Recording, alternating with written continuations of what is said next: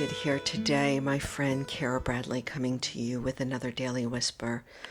Oh, the information is coming through loud and clear for me right now.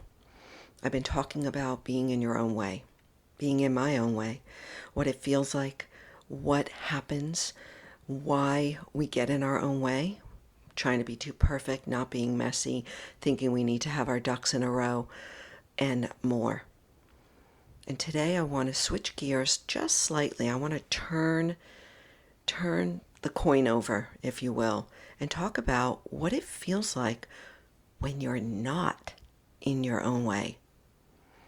Because I think that we can recognize a lot when we start to really become aware of what it feels like moment to moment. And this is mindfulness.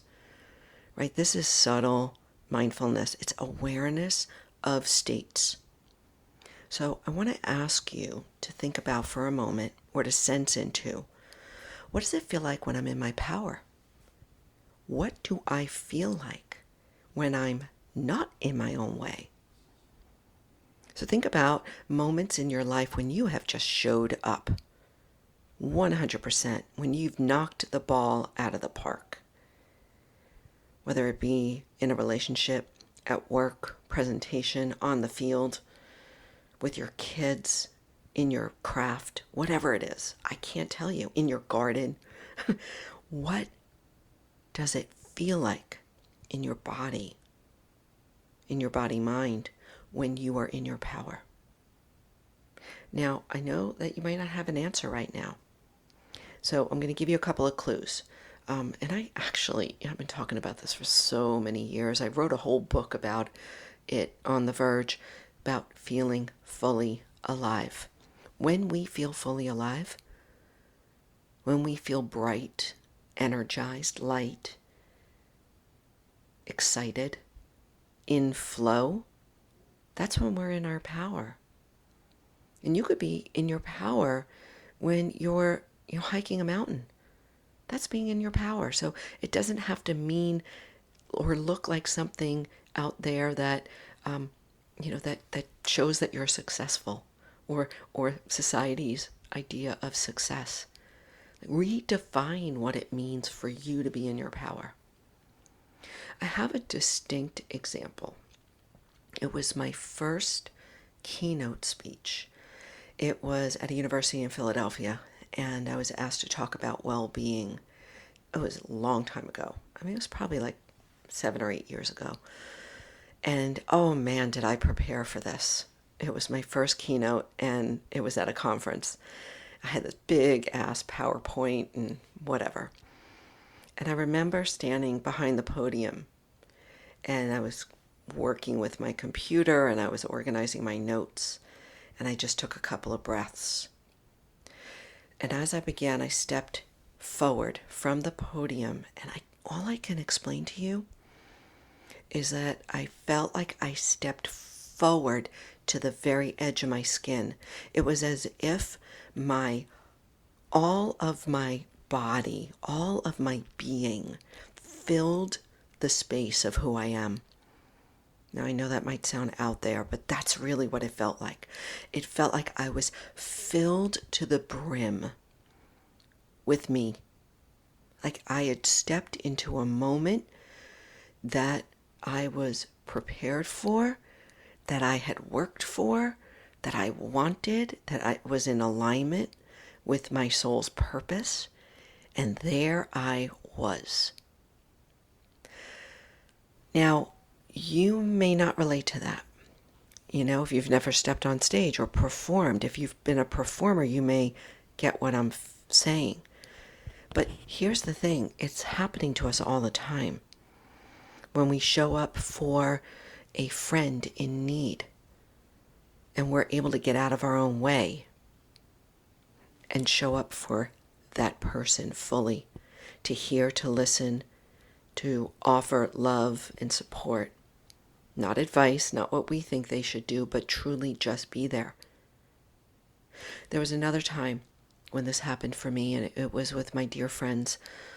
Oh man, always hard to talk about. when their son went missing. And again, I write about this, chapter 6 in my book.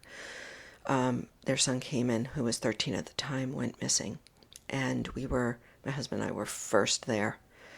The first people, it was a snowstorm. Oh my gosh, it was horrific. But for 4 days, we were by their sides. And in fact, I was by my friend, next to my friend Becky, for 4 days. Just standing and holding space as they searched, the whole town searched for their son, only to later find that he had taken his own life. And I know these are two extreme examples, but I felt like I was in my power because I wasn't trying to prove anything to anybody. I was just there holding space, whatever she needed from me. And oftentimes it was in silence. There were no words. I mean, think about it. Two extreme examples of how I feel when I'm in my power. I'm not in my head. I'm in my body, mind. So I hope that you can take some time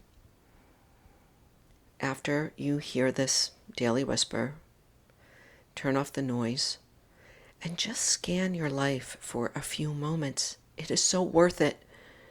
This is so worth it. When have I been fully in my power? What does it feel like? And you don't have to put words to it. Go into your body.